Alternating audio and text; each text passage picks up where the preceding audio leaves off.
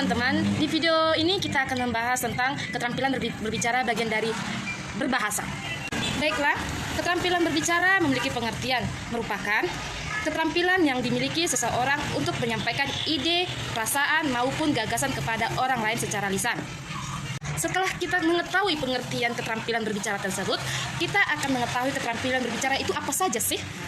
Sejalan dengan tujuan pembicara tersebut, ada pula kita klasifikasikan berbicara menuju 5 jenis, yakni berbicara menghibur, berbicara menginformasikan, berbicara menstimulasi, berbicara meyakinkan, dan berbicara menggerakkan. Teman, setelah kita sudah mengetahui pengertian dan sudah mengetahui jenis-jenisnya, kita juga akan mengetahui bagaimana sih langkah-langkah dalam keterampilan berbicara.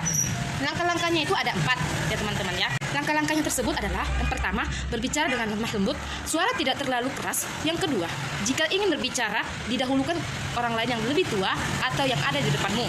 Seperti itu ya. Yang ketiga, minta maaf apabila seseorang merasa tidak nyaman dengan suaramu atau terganggu. Yang keempat, tidak boleh memotong perkataan orang lain. Ya, seperti itu ya. Dan pembahasan kita hari ini tentang apa saja faktor yang mempengaruhi keterampilan berbicara. Kalau kita membahas faktor, hasil penelitian ini menunjukkan bahwa faktor-faktor yang mempengaruhi kemampuan berbicara terdiri dari faktor internal dan faktor eksternal. Faktor internal itu meliputi motivasi, kepercayaan diri, dan minat. Sedangkan faktor eksternal melibatkan lingkungan dan menggunakan bahasa ibu. Baiklah teman-teman, sekianlah pembahasan tentang keterampilan berbicara. Sampai jumpa. Dadah. Baiklah, saya akan menjelaskan tentang bagian keterampilan berbahasa, yaitu menyimak. Menyimak itu adalah kegiatan meresepsi, mengolah serta menginterpretasikan suatu permasalahan yang melibatkan panca indera seseorang. Menyimak itu ada 4, yaitu membuat hubungan antara pribadi lebih efektif, yang kedua itu memperoleh informasi, yang ketiga memberikan respon dengan cepat, dan mengumpulkan data agar. Keterampilan menulis. Menulis dapat diartikan sebagai kegiatan menuangkan ide, gagasan dengan menggunakan bahasa. Tulisan sebagai media penyampaian menulis adalah suatu proses kreatif yang dilakukan melalui tahap yang harus dikerjakan dengan mengerahkan keterampilan, seni, dan kiasan sehingga semuanya berjalan dengan efektif. Kegiatan menulis diibaratkan sebagai seorang arsitektur yang akan membangun sebuah gedung. Pembelajaran bahasa di sekolah pada umumnya mencakup 4 keterampilan bahasa, yakni menyimak, berbicara, membaca, dan menulis.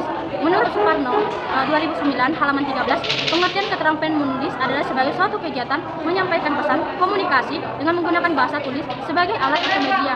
Berdasarkan fakta tersebut, dapat dikatakan bahwa menulis merupakan komunikasi tidak langsung dan berupa pemindahan pikiran atau perasaan dengan memanfaatkan grafologi, struktur, bahasa, dan kosakata dengan menggunakan simbol sehingga dapat dibaca seperti apa yang dimiliki oleh simbol-simbol tersebut.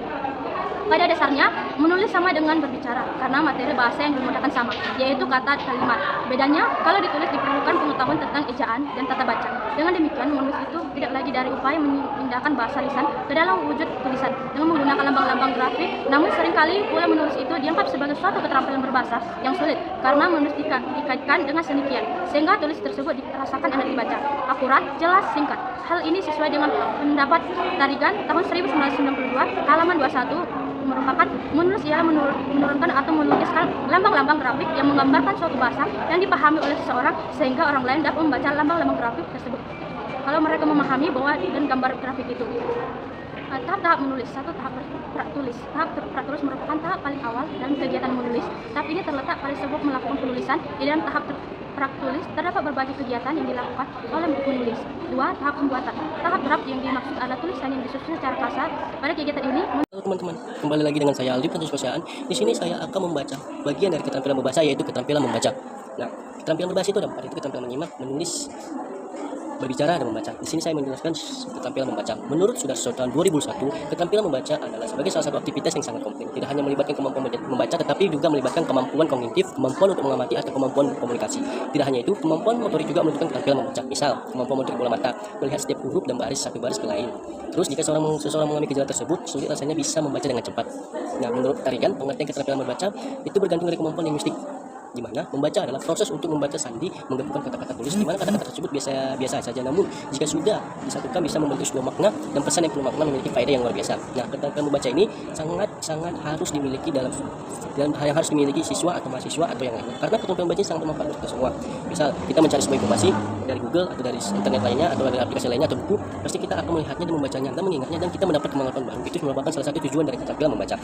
Seseorang tidak memiliki keterampilan membaca yang baik, sulit rasanya untuk mendapatkan pesan bermakna dari apa yang dibaca.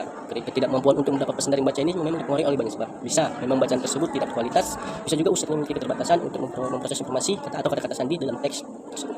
Oke, lanjut. Jenis-jenis keterampilan membaca. Di dalam jenis keterampilan membaca menurut Arigan itu, keterampilan membaca memiliki beberapa jenis, diantaranya membaca nyaring dan membaca dalam hati. Dikatakan membaca nyaring ketika seseorang membaca dengan melafalkan atau menyuarakan suara mereka. Biasanya membaca nyaring ini lebih sering dilakukan oleh pelajar sekolah dasar atau kelas 1 atau kelas 2 karena tahapan usia mereka memang sedang dalam tahap belajar membaca. Sedangkan membaca dalam hati lebih sering dilakukan orang mereka yang memiliki keterampilan membaca yang lebih baik dan lancar membaca. Membaca dalam hati sendiri terbagi menjadi pembaca secara ekstensif dan membaca intensi. Dikatakan membaca ekstensi ketika seseorang membaca secara lebih luas, di mana optik yang dibaca lebih banyak dan memakan waktu yang relatif singkat. Kelemahan dari segi penyerapan materi lebih rendah. Bentuk ekstensif adalah membaca survei, membaca sekilas yang ada di surat kabar atau tabloid, termasuk membaca dangkal. Membaca dangkal adalah membaca yang bersifat luaran, jadi tidak memiliki esensi atau tidak memperdulikan pesan yang disampaikan dari isi buku tersebut. Sedangkan dimaksud dengan membaca intensif adalah membaca secara teliti. Kita secara teliti membaca apa yang kita dapat informasi dari sebuah buku atau internet atau yang lainnya. Yang termasuk membaca intensif adalah membaca studi saksama, penanganan terperinci untuk mengerjakan tugas. Jadi lebih meningkatkan pada tingkat pemahaman pesan yang disampaikan penulis. Jadi tidak bersifat luarnya saja, tapi dari segi esensinya. Semua apa yang kita baca dalam internet atau dalam buku, kita membacanya secara teliti dan memahami pemahaman pesan yang disampaikan. Ada juga disebut dengan membaca kritis. Ketika seseorang membaca untuk kepentingan mengkritik, maka akan masuk ke dalam kategori ini. Membacanya harus hati-hati karena jika tidak ada hati-hati dapat memicu kritik balik. Selain membaca kritis, ada juga membaca kreatif.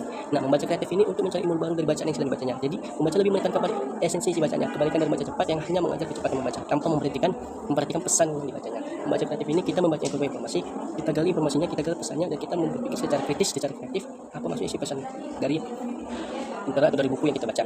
Nah, tujuan keterampilan membaca ini yaitu ada juga untuk kepentingan sendiri atau yaitu misalnya mencari ilmu pengetahuan. Terus secara umum tujuan membaca agar bisa menghayati keindahan isi pada sebuah teks atau mengupgrade pengetahuan lama dengan pengetahuan baru. Kita tahu bahwa manusia sebenarnya memiliki kebutuhan dasar yaitu kebutuhan akan informasi. Kita sebagai manusia itu sangat penting itu memiliki informasi karena tanpa informasi yang jelas kita mungkin tidak tahu apa kebenarannya. Jadi kita pasti sering mencari informasi yang kita dapat, pasti kita cari dulu, scroll dulu atau di TikTok atau di internet atau dimanapun atau di Facebook, pasti kita membacanya informasi yang benar. Nah, terus di mana kebutuhan informasi sangat primer tapi seringkali dianggap sebagai kebutuhan sekunder. Nah, kebutuhan informasi ini sebenarnya sangat primer tapi dianggap sebagai kebutuhan sekunder saja. Adapun tujuan membaca lainnya diantaranya sebagai sarana untuk mentransformasikan ilmu pengetahuan dari beberapa tingkat jenjang pendidikan. Tanpa membaca tentu transformasi ilmu pengetahuan sulit untuk diwariskan. Selain itu juga membaca sangat bermanfaat untuk mematangkan informasi yang belum lengkap menjadi semakin lengkap. Contoh kita mendapat informasi yang belum lengkap, pasti kita akan mencari informasi yang lainnya atau sebuah buku bacaan, pasti kita mencari dari Google atau di hal yang lainnya. Dalam kebutuhan hal lain, membaca juga bertujuan untuk mengumpulkan data-data untuk membantu dan memantapkan eksperimen atau penulisan. Dengan kata lain, tujuan membaca memiliki banyak sekali manfaat bagi manusia. Menariknya beda profesi dan jurusan, keterampilan membaca tetap terus dibutuhkan untuk mendukung dan mengembangkan serta menyempurnakan pengetahuan agar tetap informatif. Jadi beberapa aspek poin tentang keterampilan membaca di atas semoga bermanfaat bagi kita semua. Apa yang saya jelaskan tadi keterampilan membaca itu sebagai hal yang sangat penting untuk kita sebagai mahasiswa, sebagai siswa atau sebagai pendidik di sekolah kita. Nah, sekian dari informasi saya, semoga bermanfaat bagi kita semua. Selamat pagi. Dadah. Terima kasih.